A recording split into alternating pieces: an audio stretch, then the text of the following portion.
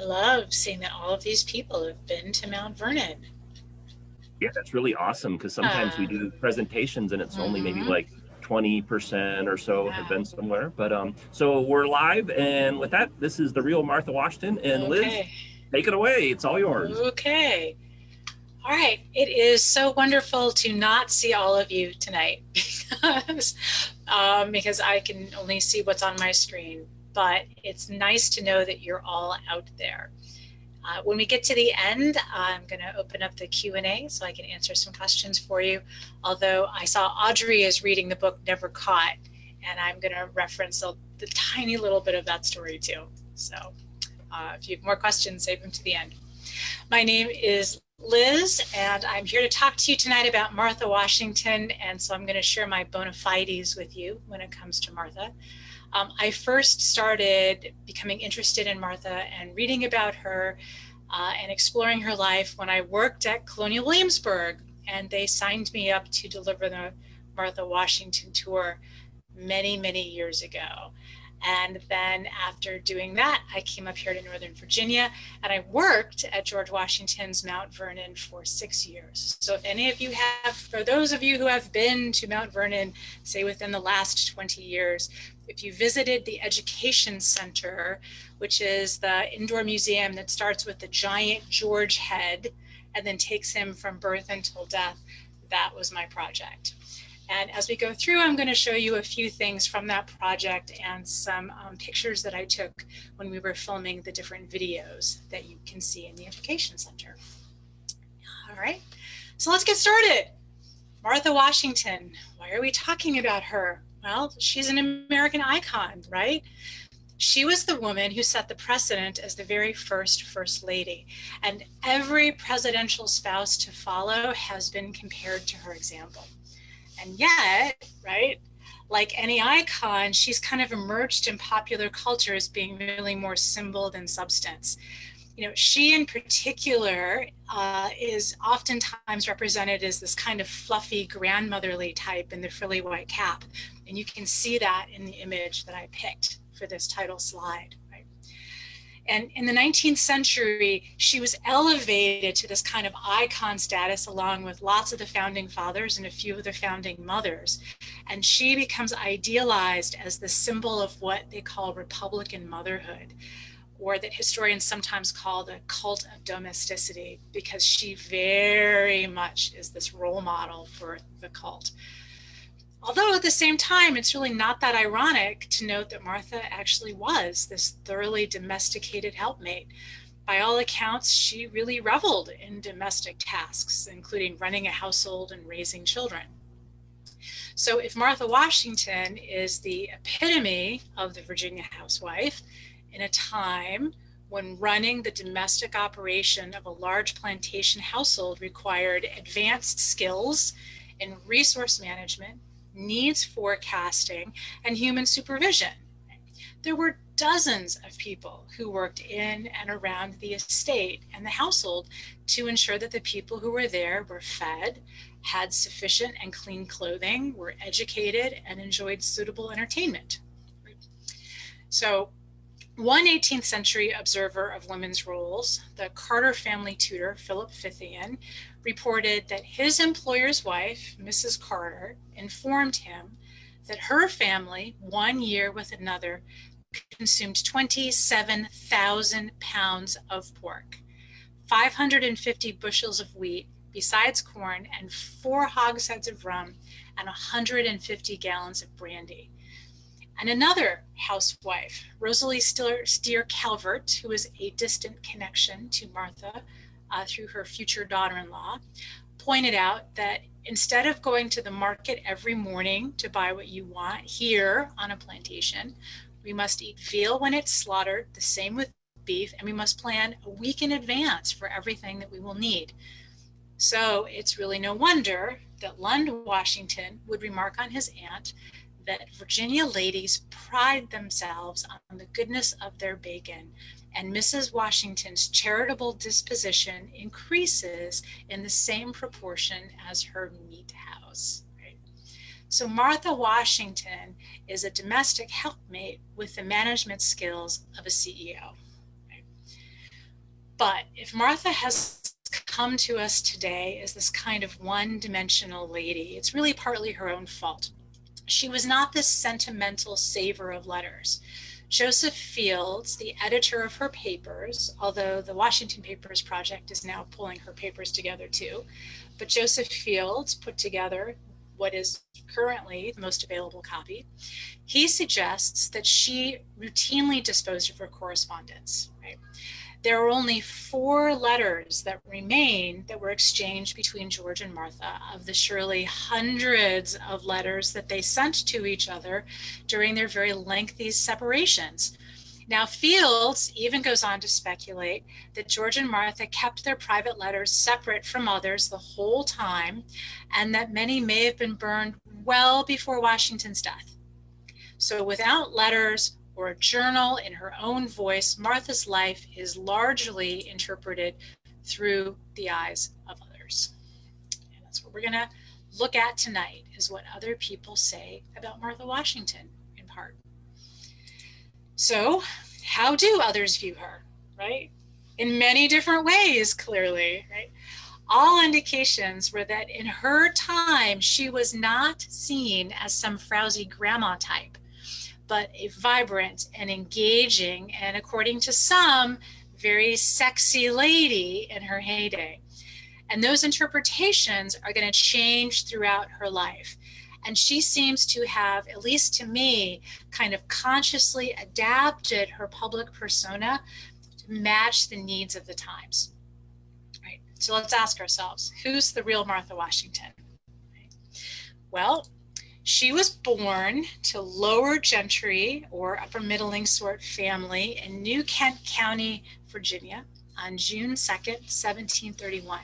And this is the house, Chestnut Grove, which would later descend in her brother's family, and no, it's no longer standing. Her mother's family had been in the colony since the mid-17th century, making them these veritable old-timers, and certainly very helpful to her immigrant father, John Dandridge. So while they're not precisely wealthy, her father was financially secure, and she was raised in a slave-owning household. And it's important to note that never once did she question the institution of slavery or the benefits that it conferred on owners. So as the oldest of 8 children, she was certainly called upon to help with younger brothers and sisters. She was trained to run a household. This is a fairly substantial household. She was an expert in fine needlework. She was tutored in social skills, and she learned to dance, likely from an itinerant dancing master. As a young teenager, she attended dance parties, and she loved to dance, by the way, and she did so right up until middle age, when she gave it up as no longer suitable for her public persona. Right? Now, young Martha was considered very charming and pretty, and this is a portrait of the young Martha Washington, actually as the young Martha Dandridge Custis as a young wife. So as a teenager, she catches the eye of her older neighbor, Daniel Parke Custis, and that's a portrait of Daniel Parke Custis. Daniel proposes, she accepts, and the only barrier to future happiness lay in Williamsburg, where Daniel's father resided. Now, it was highly unusual in 18th century Virginia for a man to be pushing 40 and never married. But it was not for lack of trying or innate appeal, because he is kind of a good-looking guy and he's fairly wealthy, right, that Daniel had remained single. It was rather entirely the fault of his father, the incredibly wealthy and equally irascible John Custis, who had spiked Daniel's matrimonial hopes twice in the past, declaring that those other young women were wholly unworthy of the Custis name. And Martha is Daniel's 3rd try at love. Now Daniel's father John was no more amenable to this marriage prospect than the last 2, and this is John Custis, avowing that he had rather see his fortune leave his family than that any Dandridge's daughter or any Dandridge that ever wore a head. He said he had not been at work all his lifetime for Dandridge's daughter. But Martha was not as easily put off as Daniel's earlier sweethearts. She visited her prospective father-in-law in Williamsburg, where she apparently won him over because John Custis consented to the marriage. Now, Daniel's attorney, John Power, accompanied Martha on her call, and he wrote back to Daniel afterwards that John Custis heartily and willingly consents to your marriage with Miss Dandridge, that he has so good a character of her, that he had rather you should have her than any lady in Virginia, nay, if possible. He is as much enamored with her character as you are with her person, and this is owing chiefly to a prudent speech of her own. So hurry down immediately for fear he should change his strong inclination he has to your marrying directly. And then John conveniently dies before he can change his mind. But I think that is the very first little piece of insight that you have into Martha Dandridge. She was so charming that she could convince this grumpy man, who had, by the way, a terrible marriage. His marriage was so awful that he actually had engraved on his tombstone that the only happy years he had ever lived were those when he was a bachelor, and that was after his wife had been dead for a decade, right? So he's not just anti-Martha, he's anti-marriage, and she manages to win him over. Right? And so on May 15th, 1750, Martha Dandridge marries Daniel Parke Custis, and by all accounts, they live very happily, splitting their time between the townhouse in Williamsburg that they inherited from John Custis and the White House plantation near Martha's family in New Kent. And this is a 19th century picture of the White House, which burned down in the 19th century. So Daniel lacks his father's political ambition and drive, having been stifled for much of his adult life, but he manages his affairs competently enough, and he lavishes luxuries on his young wife. Right? So Martha loves fashionable clothing. Their London accounts, because remember, you're buying everything from London, sending tobacco, buying goods. So there's accounts are referencing this really expensive cloth, Brussels lace, shoes of Mr. Gresham, and accessories from various named London milliners.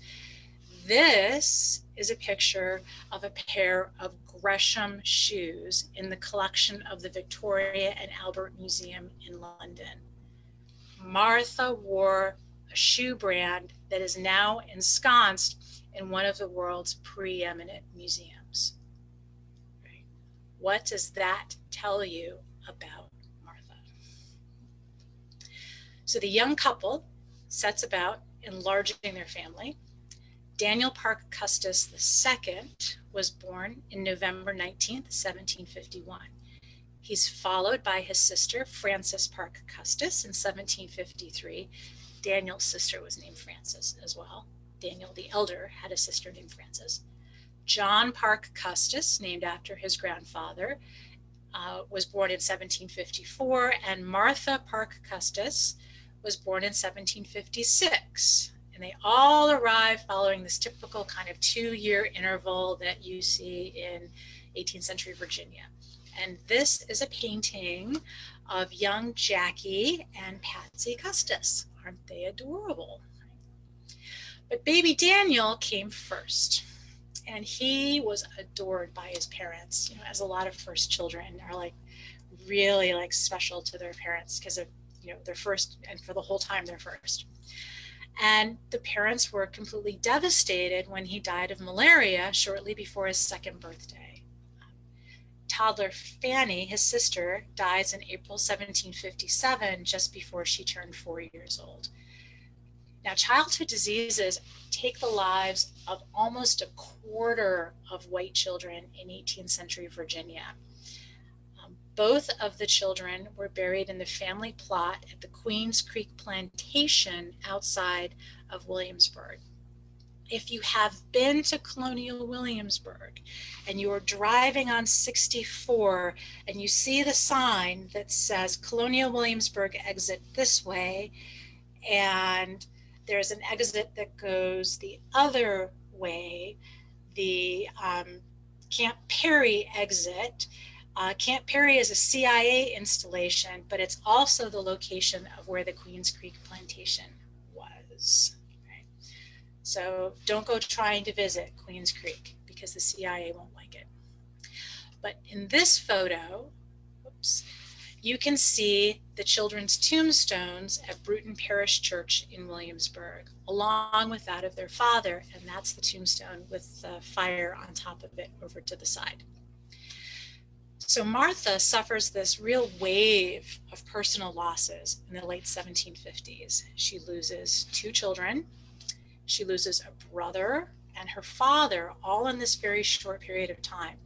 And it's only 3 months after baby Fanny dies that baby Jacky and husband Daniel fall ill on July 4th, both with these virulent throat infections. So Jacky recovers. However, Daniel dies on July 8th, slowly suffocating from this intensely swollen sore throat. So in 1757, 26-year-old Martha Dandridge Custis becomes a widow. Now, Daniel dies intestate, which means without a will. So under Virginia law, his estate is going to be divided between his heirs, which are his 2 children. Right? So Martha is awarded a dower share in his estate, which is a 1/3 interest that she would enjoy for the rest of her life, regardless of future remarriage. And she instantaneously becomes the wealthiest woman in Virginia. But immediately following his death, Martha moves to put his affairs in order, with help, of course, and she writes several of his British business associates. The first letter we have in Martha's handwriting was written to Robert Carey and Company on August 20th, 1757, informing his London factors of her husband's death. And this is a short excerpt from that letter. So she says, "Gentlemen, I imagine before this you will hear of the great misfortune I have met with in the colony. My late husband, Mr. Custis, your correspondent, by which all of his affairs fall under my management. I believe to both your satisfaction and mine, I will now have the administration of his estate, and I hope I shall continue the correspondence, and that it will be lasting and agreeable to us both. I shall ship a considerable quantity of tobacco I make to you, and hope you will do your endeavor to get me a good price." So by the next spring, Martha is shipping tobacco to England and demanding favorable terms, and she emerges from this episode as a take charge woman. She's putting her affairs in order, and she's also serving as a guardian to her 2 children, so really looking out for their interests. She is not destined to remain a widow forever. Entirely predictably, she is courted by a series of eligibles from across the colony. She is a hot matrimonial prospect. So in March 1758, about 8 months after Daniel's death, 2 top contenders emerge from Martha's hand. The first one is Charles Carter, and this is a painting of Charles Carter. He is the son of Robert King Carter, who was extremely wealthy and politically connected in his own right. Charles Carter's second wife had just died, leaving him with 10 children still living at home. At age 50, he was 23 years older than Martha.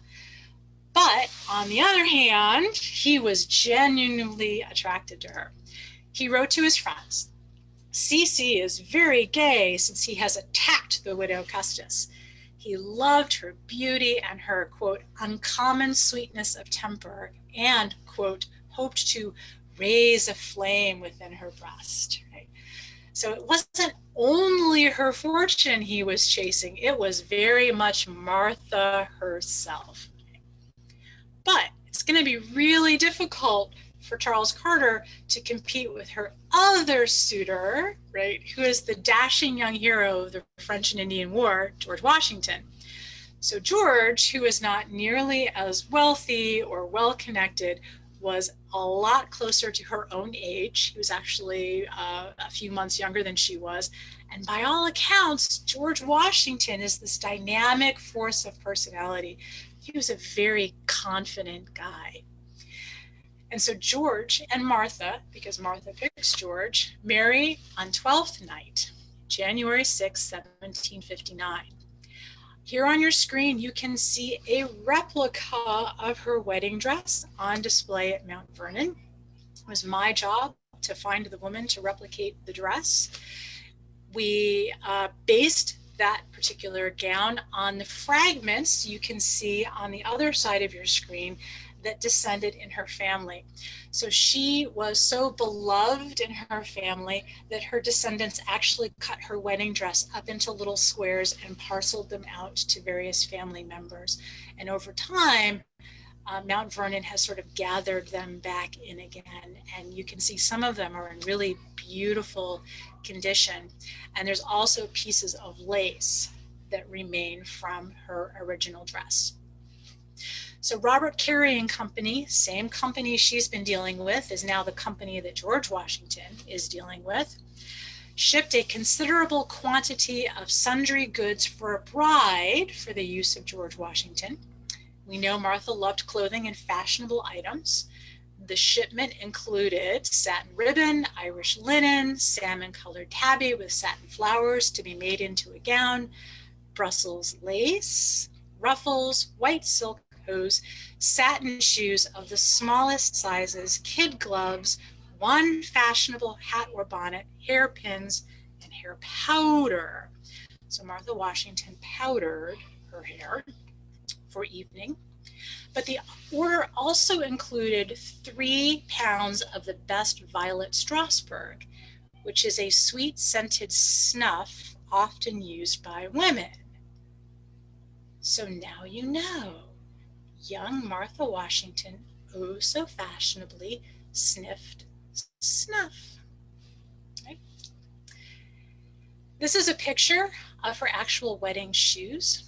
The once vibrant purple was probably beautifully set off against that gown's golden yellow. It must have been absolutely stunning. And the lace that you see on the shoes would have reflected beautifully in candlelight. And then on the other side, you can see photos of the shoemaker who's measuring and patterning the originals to make reproductions for later display.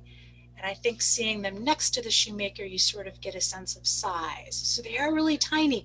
And keep in mind, because they have a high heel, it kind of lifts them up and actually gives them a little bit, kind of an optical illusion as to being slightly larger than what they are. But they are amazing. Right? So they marry. George had recently increased the size of the house that he was leasing from his sister-in-law, his brother Lawrence's widow. It was a full 2 stories. He was building his estate, and the resources comprising Martha's dower estate would prove extremely helpful, right? And George would use the dower as a foundation to build his own wealth, and Mount Vernon would become that investment vehicle. So you have to remember that Martha's dower estate included all of these lands in King William. She has a mill in York County. There's a dwelling house in Williamsburg, a third of the lots in Jamestown, and all of these different enterprises generate income. So when Martha arrives at Mount Vernon with her new husband, her 2 children, wagon loads of household goods, and several enslaved people. So the estate tracks the sundries taken and used by Mrs. Custis from the inventories. Like, they have a list of everything that Daniel Parke Custis had owned. They write it all down, and then later on they go on and they say, this is what Mrs. Custis took, now Mrs. Washington. So she has 30 wine and beer glasses, 7 sweetmeat glasses, china plates, dishes, teacups, horses, a chariot and harness, 2 pair of money scales, a mahogany desk, a looking glass, 41 tablecloths, 99 napkins and towels, 22 loaves of sugar, 20 pairs of sheets, kitchen items, her saddle, tools, furniture, a Wilton carpet, and many more items that are simply too numerous to mention. And these are all put to use at Mount Vernon. But her share also comprises 84 enslaved people. Now, 2 of them from the White House in New Kent were a woman named Betty and her child Austin. They're listed as house servants, and so we'll talk about Betty a little bit later. But those enslaved people brought from New Kent were put to work on Mount Vernon's operations. And they and their descendants would remain at Mount Vernon over decades of time until George and Martha Washington's death. So Martha happily concedes management of the Custis estates and all of the related legal entanglements to her new husband, and there were many legal entanglements, some of them predating Daniel Parke Custis, quite honestly. He wasn't quite as happy to receive them. So she focuses really very much her attention on her 2 children. Okay. Martha is a really dedicated mother, but she's also a very fearful one. And we think maybe it was the multitude of loss that made her so protective, because after a time following her arrival, she takes Patsy down to visit George's mother in Fredericksburg. It was a very stressful trip, and she writes to her sister a little bit that you can see here on your screen. But she says, "My dear Nancy, I had the pleasure to receive your kind letter just as I was setting out on a visit to Mrs. Washington's in Westmoreland, where I spent a week agreeably, and I carried my little Pat with me. If I at any time heard the dog bark or a noise out, I thought there was a person sent for me. I often fancied that he was sick or some accident had happened to him, so that I think it is impossible for me to ever leave him again." So she is really quite terrified of what is going to happen to her remaining family members. It could also have been the continuing health problems that her children suffered that kind of elevated her to this level of concern, right? Because her letters after she moves to Mount Vernon increasingly focus on health issues. So it is rhetorically common to inquire after another's health when you're writing letters back and forth. But Martha really takes it to the next level. And throughout her adult life, she expresses fear and apprehension over her loved one's health. Here's another excerpt. "My dear little girl is much better. She's lost her fits and fevers both and seems to be getting well very fast," right? Now, in spite of all of the worry and concern, the Washingtons settle into life at Mount Vernon. So during these golden years, George's sister-in-law dies, leaving Mount Vernon to him outright. So he's building wealth and he advances his political career. He serves as the Justice of the Peace on the Fairfax County Court. He's elected a Burgess. Right? The couple also likes to enjoy these excursions to Williamsburg. Martha doesn't go all the time because she's afraid of the children getting sick, but she goes, right? Martha has friends in Williamsburg. She also has this convenient townhouse, right? Right at the foot of Palace Green. And Williamsburg is the closest that Virginia has to a sophisticated metropolis. And her charm and her private wealth were certainly very helpful in advancing George Washington's political career. The only known letter from Martha Washington to George Washington was sent to him while he was in Williamsburg for a meeting of the House of Burgesses. So time passes, the children grow, they become subjects of concern, although for 2 very different reasons. Jacky, who we see pictured here, suffers from an 18th century strain of affluenza, aided and abetted by his overly fond mama, who lavishes attention and restricts discipline. He is a completely unmotivated young man who knows he will inherit great wealth. And George, who is keenly aware of his own lack of formal education, he completely despairs of Jacky. And Jacky is pretty much as charming as his mother, and he can get away with a lot.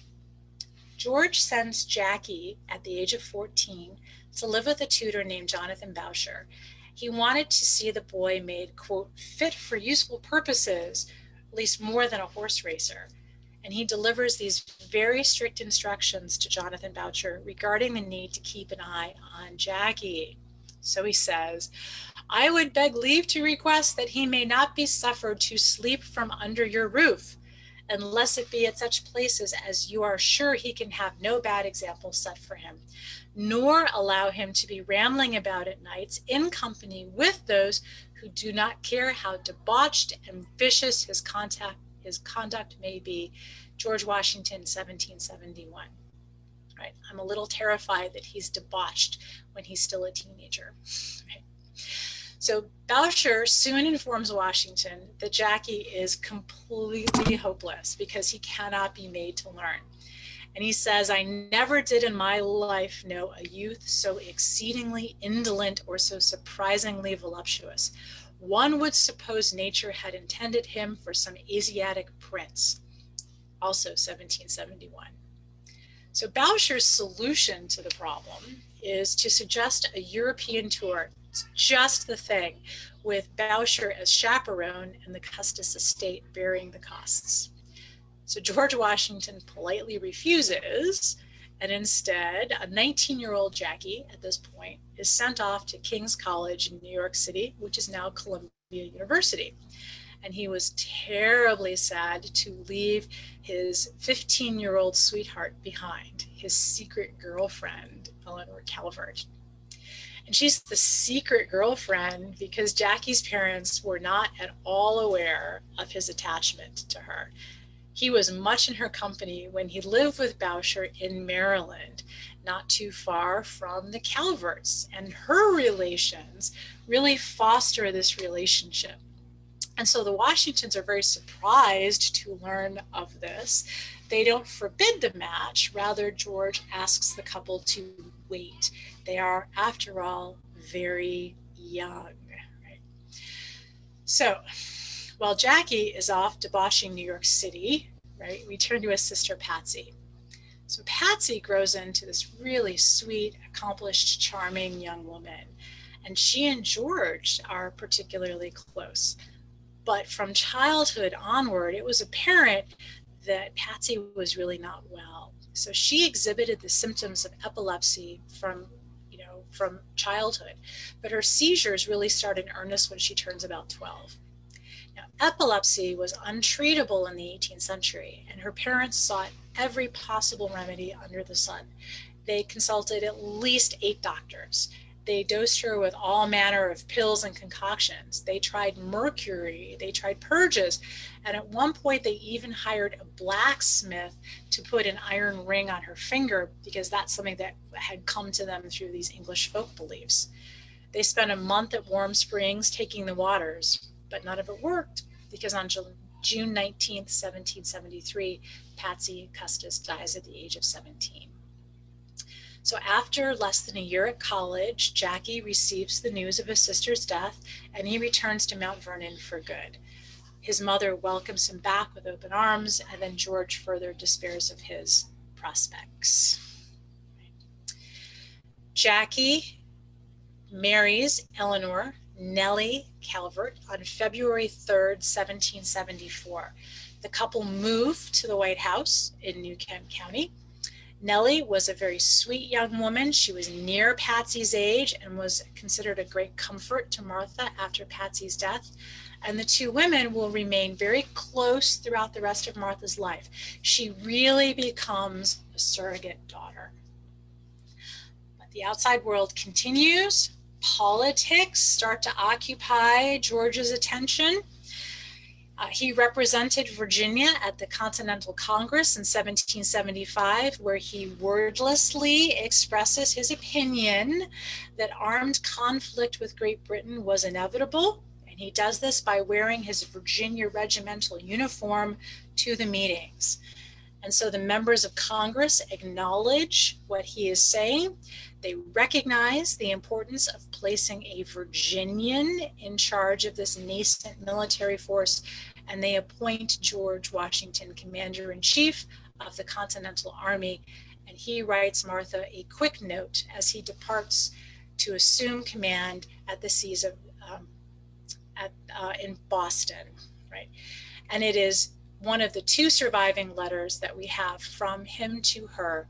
And though it's really short, you can really see his affection and concern. So you may believe me, my dear Patsy, when I assure you in the most solemn manner that so far from seeking this appointment, I have used every endeavor in my power to avoid it, not only from my unwillingness to part with you and my family, but from a consciousness of its being a trust too great for my capacity, and that I should enjoy more real happiness and felicity in 1 month with you at home than I have the most distant prospect of reaping abroad if my stay was to be 7 times 7 years. Right? So it's just really affectionate. So comes the first of many months growing to years of separation. Now, George was actually very confident in his abilities, right? He knows what he is capable of, but he is a worrier and he's often subject to these fits of depression. And Martha is the person in his life who gives him this really unquestioned loyalty and support. She is all in on him.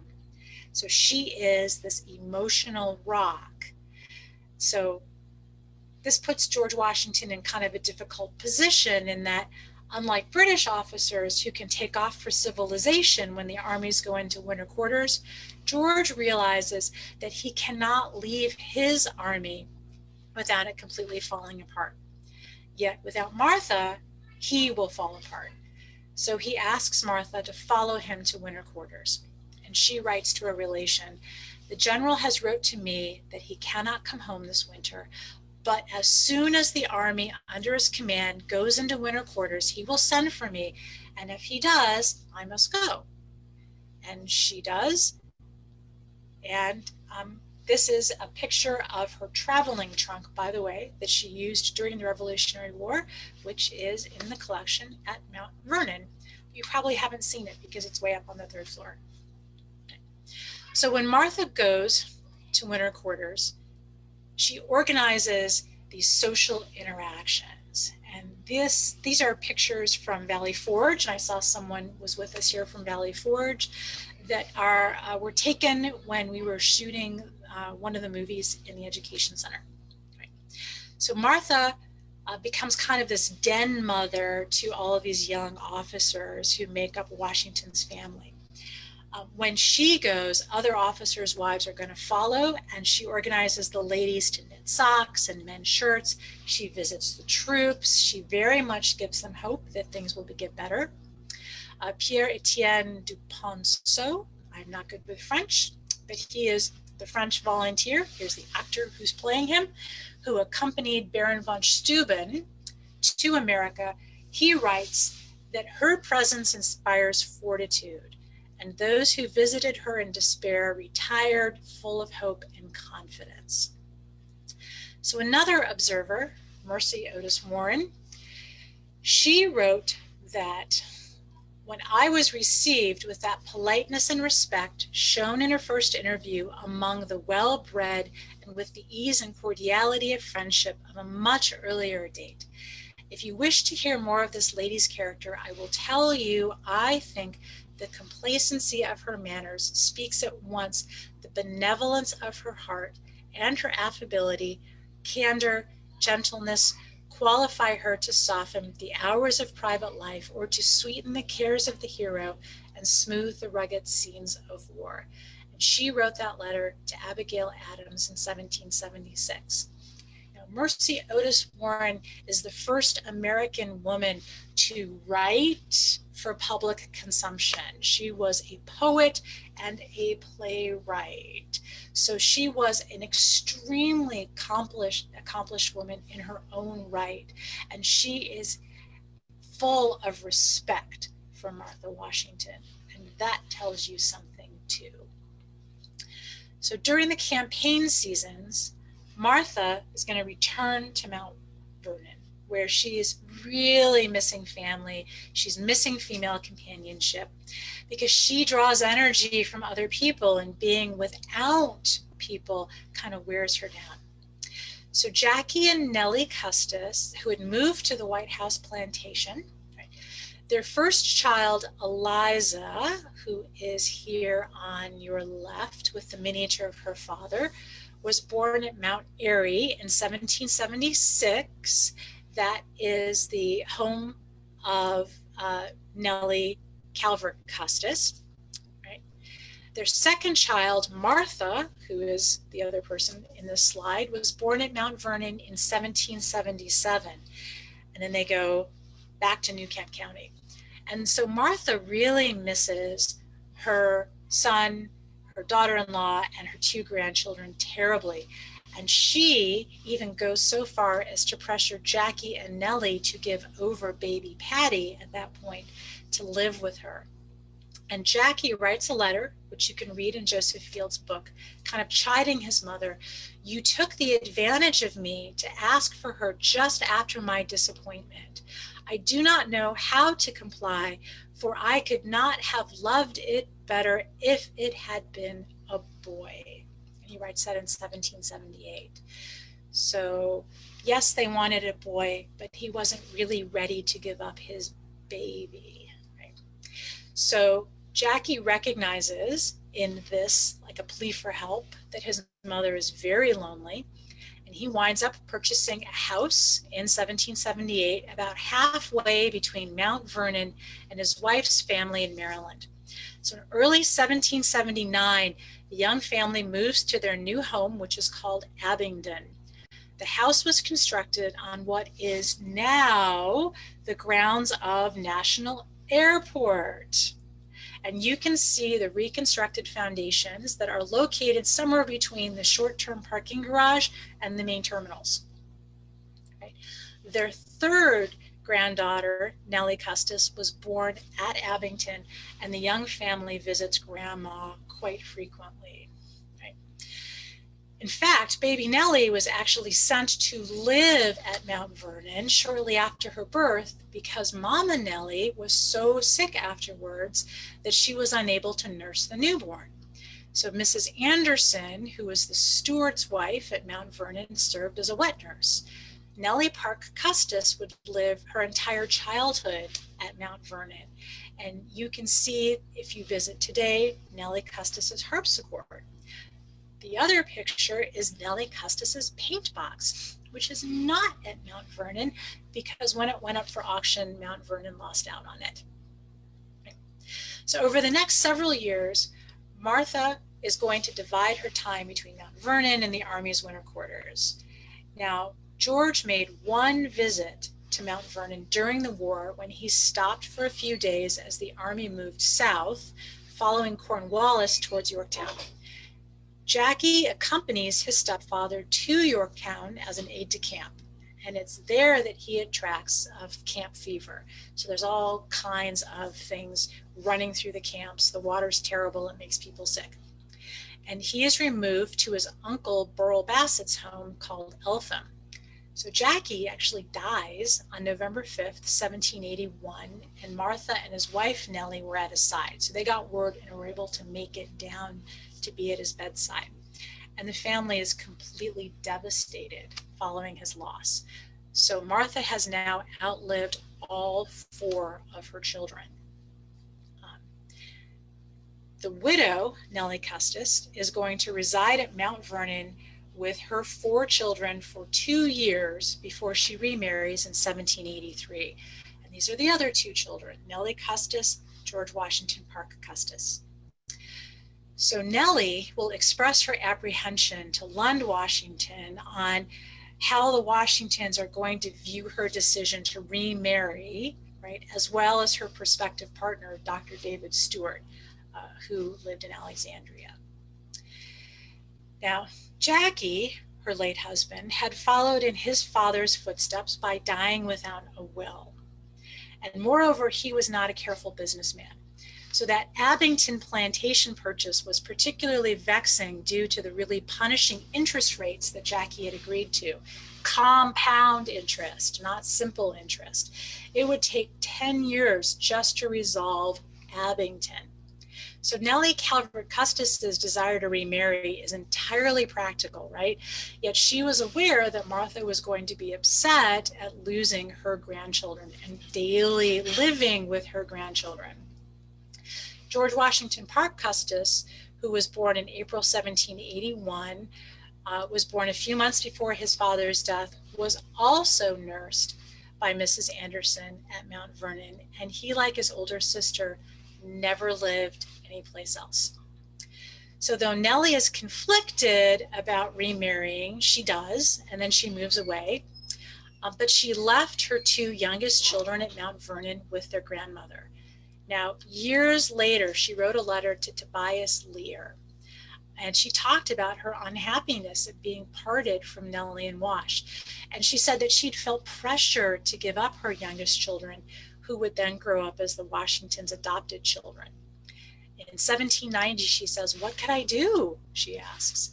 So her mother-in-law was devastated by all of these personal losses, and it would have been really too much to take away the children. But Nellie Calvert Custis Stewart really felt guilty about that for a long time. She would go on to have 16 more children with David Stewart.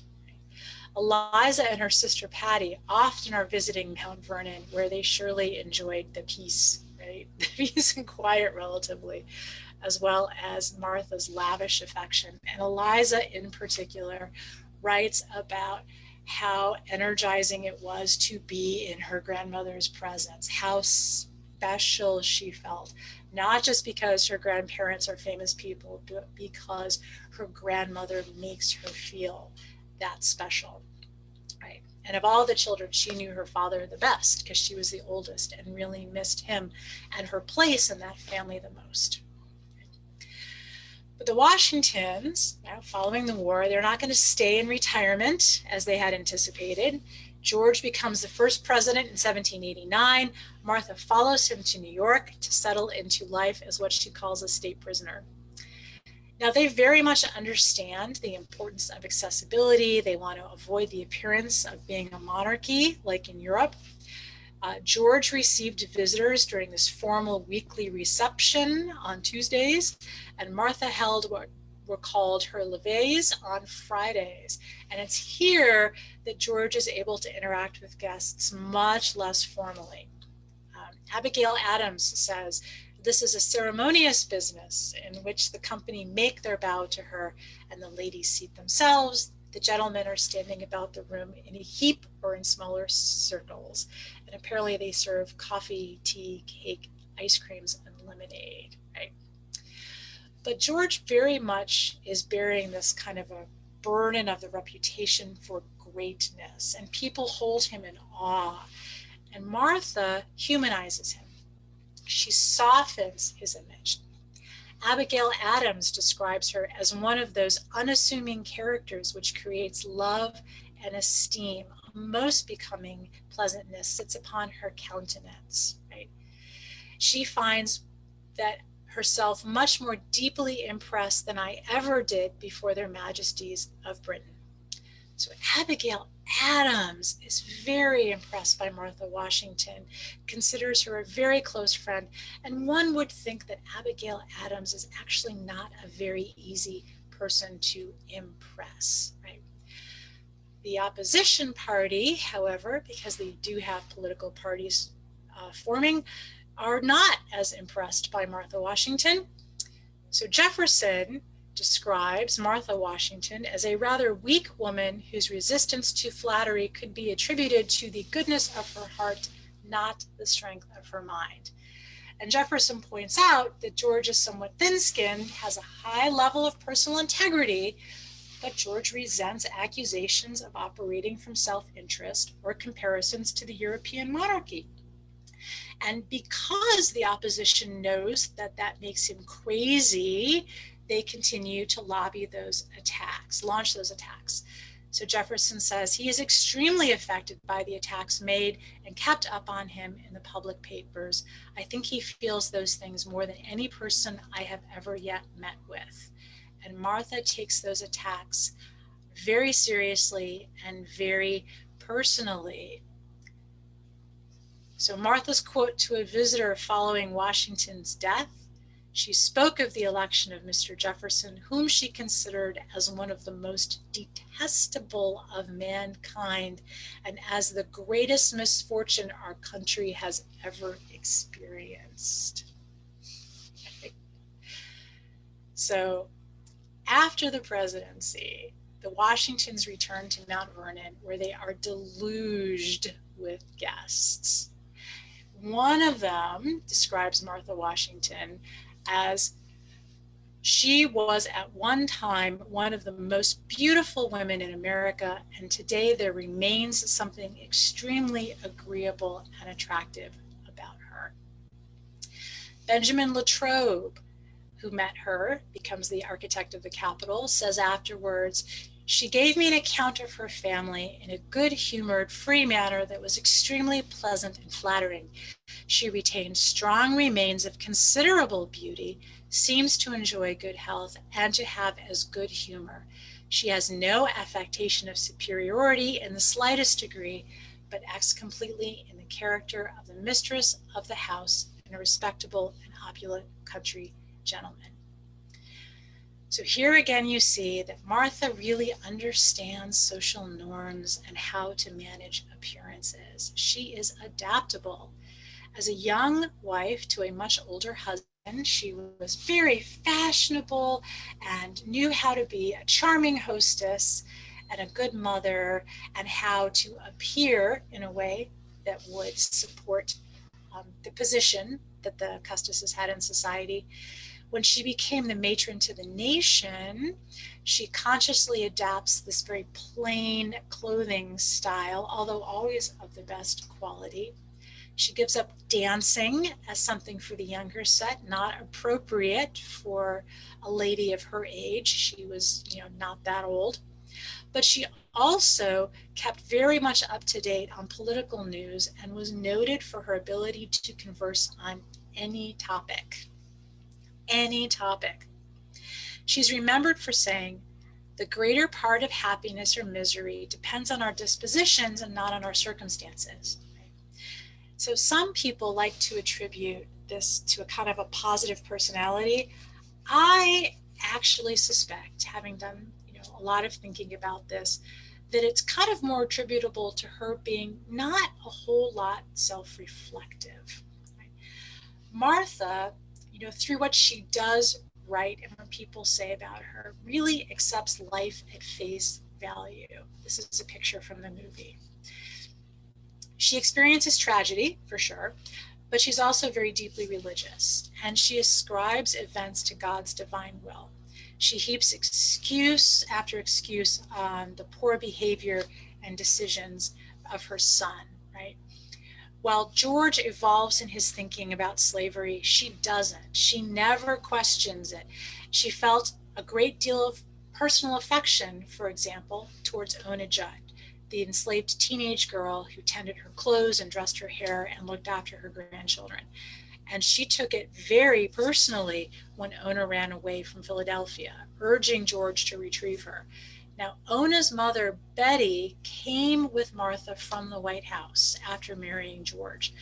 And Martha favors Ona in part because of her long relationship with Ona's mother, Betty.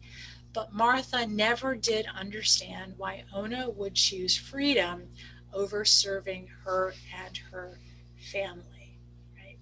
She doesn't see it. Right? So when George dies on December 14th, 1779, Martha, sitting at the foot of the bed, makes the statement, "'Tis well, all is over now. I shall soon follow him. I have no more trials to pass through. And then she will die on May 22nd, 1802.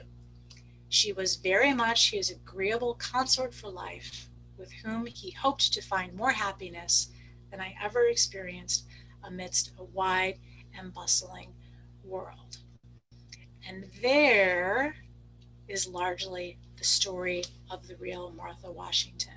But before I take questions, I'm oftentimes asked, because I've done this presentation a few times now, what happens to the Custis grandchildren and to their houses? So I'm going to show you. 4 grandchildren: Eliza, Patty, Nellie, and Wash. Eliza, Patty, Nellie, Wash. They all live close to Mount Vernon and are going to remain in the general area. So Patty, who's the second one, young Martha Parke Custis, will marry Thomas Peter in 1795, and they build a house named Tudor Place in Georgetown, which you can still visit, right? It is the one with the kind of bubble-shaped portico and the columns in front of it, right? Eliza marries Thomas Law in 1796. They're going to separate in 1805, but Eliza builds a house called Mount Washington, which is the one in the upper left-hand side with the 4 columns across the front. That is now part of Episcopal High School. So you can't visit it, but you can drive by and see it from a distance. Nellie is going to marry George's nephew, Lawrence Lewis, in 1797. They build a house called Woodlawn, and that is the brick house on the lower left-hand side. On land given to them by the Washingtons, it is just down the old Mount Vernon Highway. You can also visit it because it's owned by the National Trust. George Washington Parke Custis inherits a great deal of property. He marries Mary Lee Fitzhugh, and the couple live in a house he built on a bluff overlooking the Potomac River and the new federal city of Washington, D.C. He named his house Arlington after his great-grandfather John Custis's beloved Eastern Shore estate. And as you surely know, Arlington was inherited by George Washington Parke Custis's only surviving child, Mary, who eventually marries Robert E. Lee. Arlington is owned and operated today by the National Park Service. And you can see that down in the lower part of your screen. So I'm now going to stop sharing so I can come back onto the screen with you and see. Bravo, that was awesome. See, 142 questions. Okay. I wrote a few of them down. Okay. The process. Hold on one second. Okay.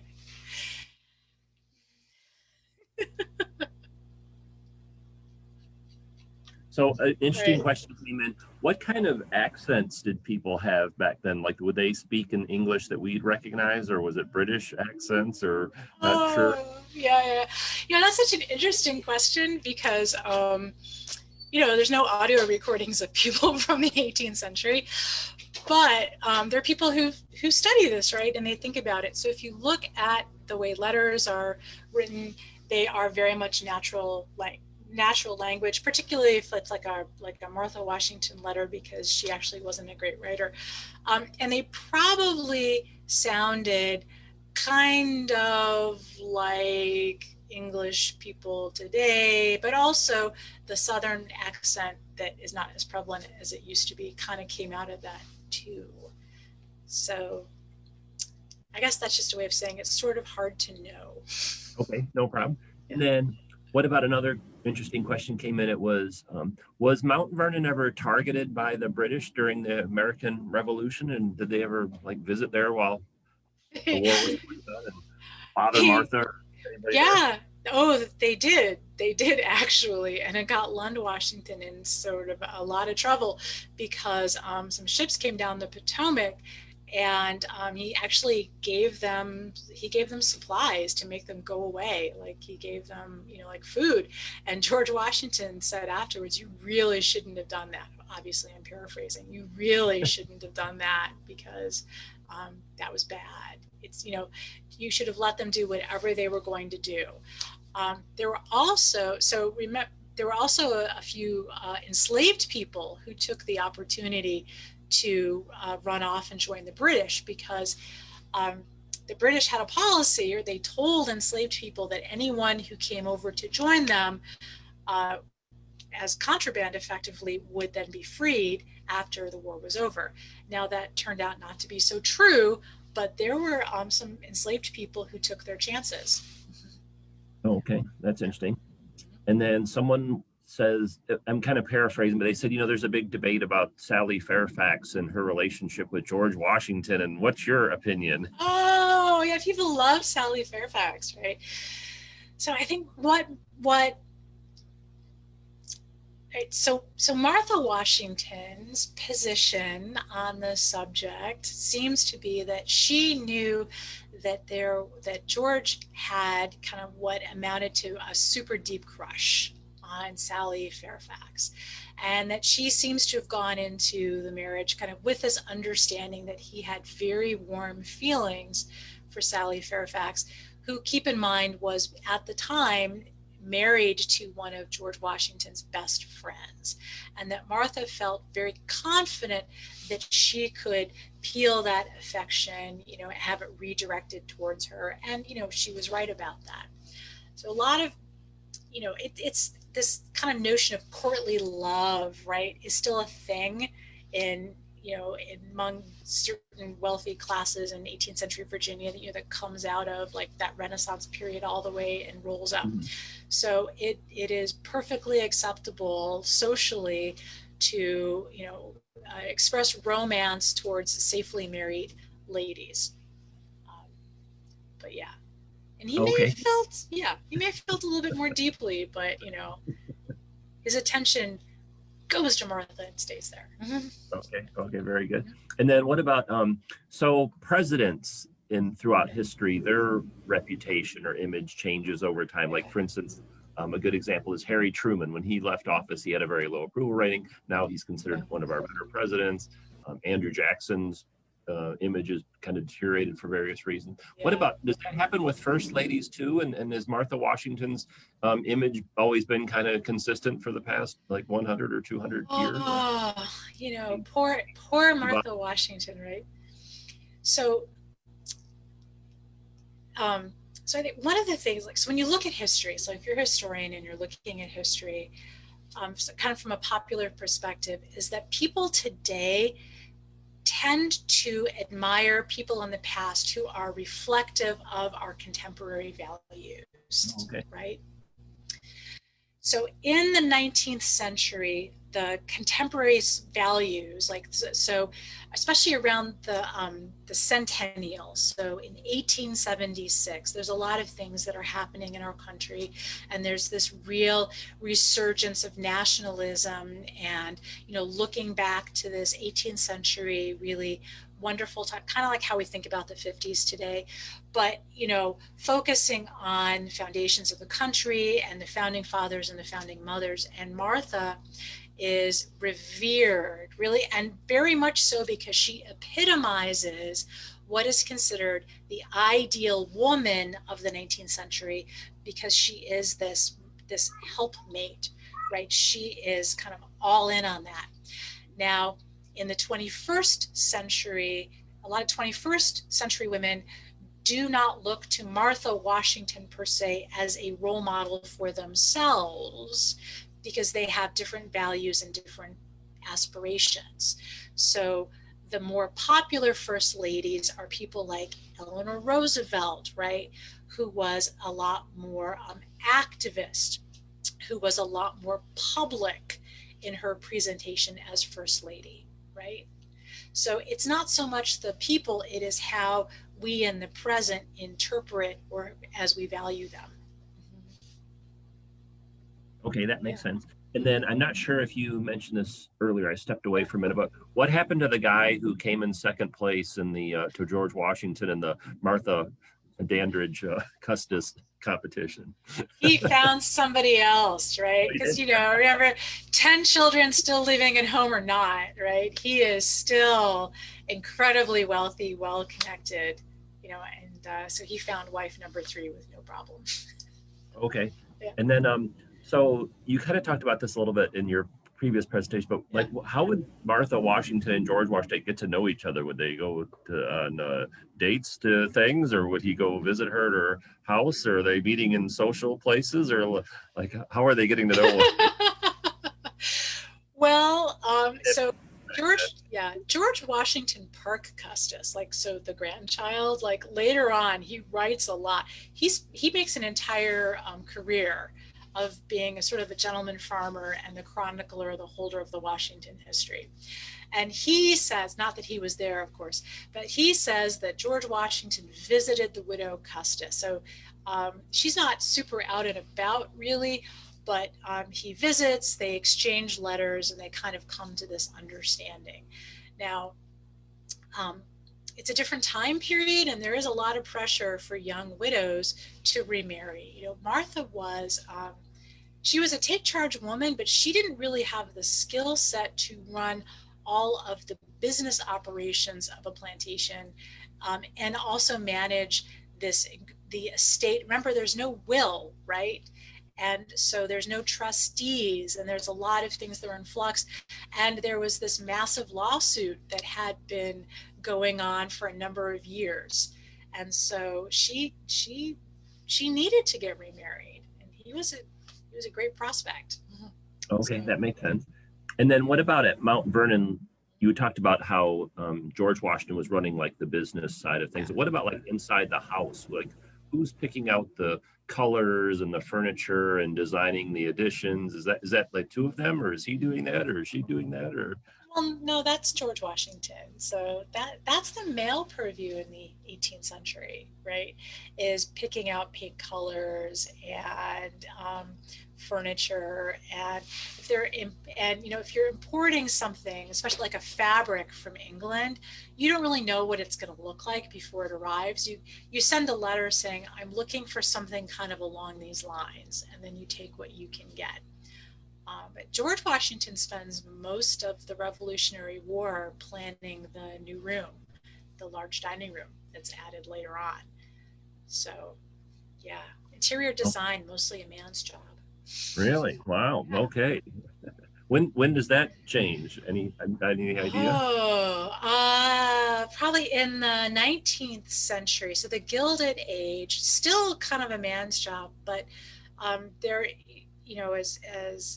as business takes men kind of more out of the house, right? Like you leave your house and you go to an office, then the house itself becomes really much more of the woman's domain. And so she's going to have more thoughts and opinions and say over that domain. So think of the Victorian era with like all of the stuff and all the overly decorated things, and that's kind of a combination of men and women, but that's where you see women are starting to assert themselves more because it's their domain. Okay, no problem. And then here's a question from Facebook. Carolyn wants to know, did George Washington have any illegitimate children? I'm assuming the answer to that question is no, since he didn't have any children, right? So if you're thinking about West Ford, who there's a family history in the Ford family that he was descended from, that he was George Washington was his father. It's probably more likely that it wasn't George Washington, but one of his nephews, who was still a Washington, was West Ford's father. Of course, we don't really know because we weren't there. George and Martha Washington never had children together, right? Martha really wanted more children. She loved babies. George Washington wanted children as well. He also actually really liked children. Never had them. He blamed Martha. He said that it was because she had had her last pregnancy had been real difficult, and that probably kept her from having more children. But on the other hand, he had smallpox as a teenager, which could easily have rendered him infertile. So. Okay. So TBD. And then what happened to Mount Vernon after Martha Washington passed away? It went to George Washington's nephew. So in the 18th century, your spouse is not your heir, right? Only your blood relations are your heirs. So Martha Washington still had her dower estate from her first husband. She gets a dower, another dower share from George Washington, and she remains there until her death. And after she dies, it then descends in the Washington family line. Because remember, Washington had a sister and brothers, and they all had children. And then eventually becomes a museum. Eventually, in the 19th century, the Mount Vernon Ladies Association raises a lot of money, and they buy it and they turn it into a museum. Okay. All right. Let's see. If there's any other questions, let us know. I think Liz took care of a lot of. Oh, someone asked Harriet, what happened to the other 16 children? Well, the funny thing is we don't even know the names of all of them, right? Really? Yeah. So that some of them, they go on, they marry, they just, do as people do in the 19th century. Some of them more prominent than others. Some of them have more career options than others, right? So the Stuarts are definitely a well-connected family socially because they are related to the Washingtons. Okay. Yeah.